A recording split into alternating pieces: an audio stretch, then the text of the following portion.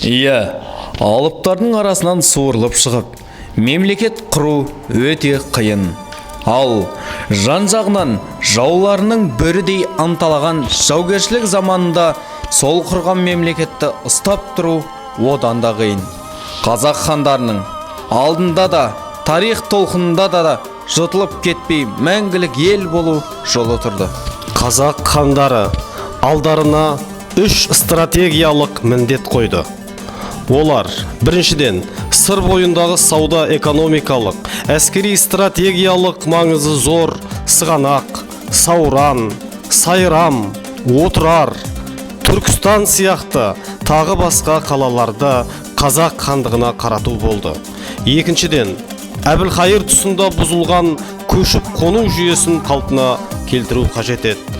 Үшіншіден, қазақтың елін, жерін, этникалық тұтастығын қалпына келтіру міндеті тұрды. Сыр бойындағы қалалар үшін соғыс 15 ғасырдың 70 жылдары басталып, тура 30 жылға созылды. Қазақ хандар мен шайбанилардан өзге Моғолстан мен Темір ұрпақтары да қатысатын бұл соғыс нәтижесі жас қазақ хандығының күш-қуаты жылдан жылға артып келе жатқанын көрсетті. Қазақтарға шамасы жетпейтінін білген Мұхаммед Шайбани атының басын оңтүстікке Мәуереннахрға бұрып, ондағы Темір ұрпақтарын жеңіп, Өзбек хандығын құрды.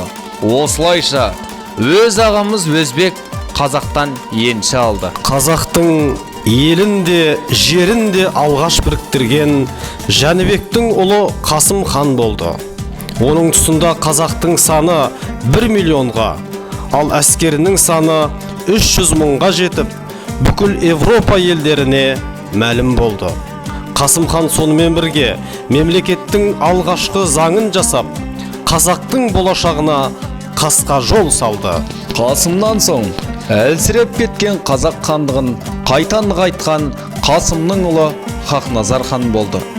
4 құбыласын түгел жау қысқан ауыр кезеңде Хақназар хан шебер саясат жүргізіп, мемлекеттің аумақтық тұтастығын, елдің елдігі мен бірлігін сақтап қалды.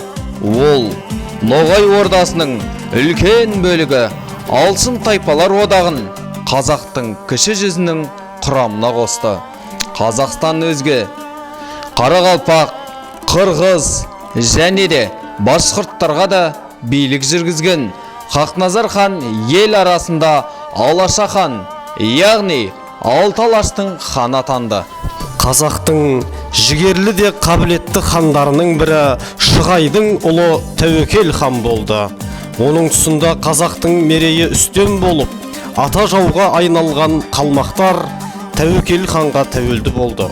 Мәскеуге Құл Мұхаммедті жіберіп, орыс мемлекетімен дипломатиялық қатынас орнатты.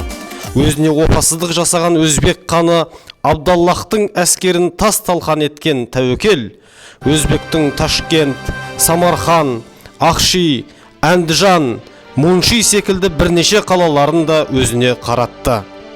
Өзбектің Аштархан әулетімен келісім нәтижесінде Ташкент қаласын атырабымен қоса 200 жылға қазақ хандығына берілді. Қазақтың абыройын одан әрі асқақтатқан еңсеге бойлы ер есім хан болды. Хандықтың әскери күш қуатын барынша нығайтқан ол қазақтың ата жауы қалмақтарды және жаулық пиғыл ұстанған Бұхар хандығын бірнеше дүркін жеңіліске ұшыратты. Қазақ хандығының заңдар жинағын одан әрі дамытып, ол тарихта Есім ханның ескі жолы деп аталды. Аса жау жүрек хандарының бірі Есімнің ұлы Салхам Жәңгір ханның есімі жоңғарларға қарсы асқан ерлік күресімен байланысты. 1643 жылғы әйгілі Орбұлақ шайқасында жер жағдайын өте шебер пайдалана білген Жәңгір хан небәрі 600 ғана жасақпен жоңғардың 50 мың әскерін тар шатқалға қамап, жаудың 10 мыңнан аса әскерін талқандады. Шайқас соңында кіші жүз алшыннан шыққан Самархан билеушісі Жалаңтөс батыр 20 000 қолмен көмекке келіп, жау әскері тым-тырақай қашады. Бұл ұлы жеңісті тарихшылар Фермопиль өткеліндегі 300 спартандық жауынгердің 30 000 парсы әскерін тоқтатқан ерлігіне теңейді. Жәңгірден соң қазақ хандығының шайқалған шаңырағын қайта тіктеп, нығайтқан оның ұлы ақылы асқан Әз Тәуке хан болды. Ол хан сұлтандарды биліктен шектетіп, ұлы жүзге Төле би, орта жүзге Қаз дауысты Қазбек би, кіші жүзге Әйтеке би сияқты кемеңгер билерді басқартып, береке бірлікті барынша күшейтті.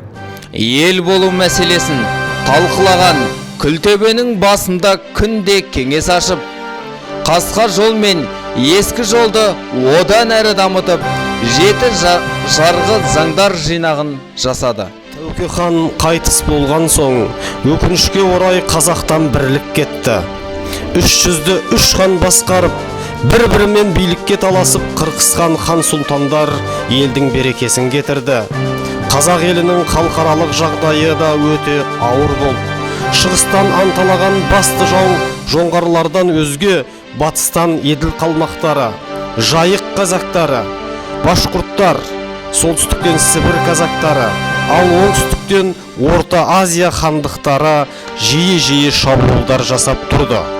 Қазақ елінің 4 құбыласы түгел жау болып, осылардың бәрімен соғысып отыруға тура келді.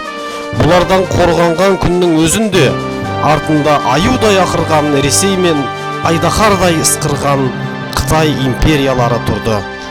Иә, Көмекей әулие Бұхар бабаның «Бұлай барсаң орыс бар, балаңды берсең қоныс бар, бұлай барсаң қалмақ бар, күшіңді еппен алмақ бар, бұлай барсаң Қытай бар, шапырағыңды бұтай бар, бұлай барсаң қоқан бар, әкең дейін қоқаңдар» деп күңіренуі де осы кез. Ресей мен Қытай империялары болашақта отарлау үшін қазақ пен жоңғарды, қазақ пен башқұрт, қалмақтарды бір-бірімен әдейі соғыстырып отырды. Қазақ елінің басына ауыр күн туып келе жатты.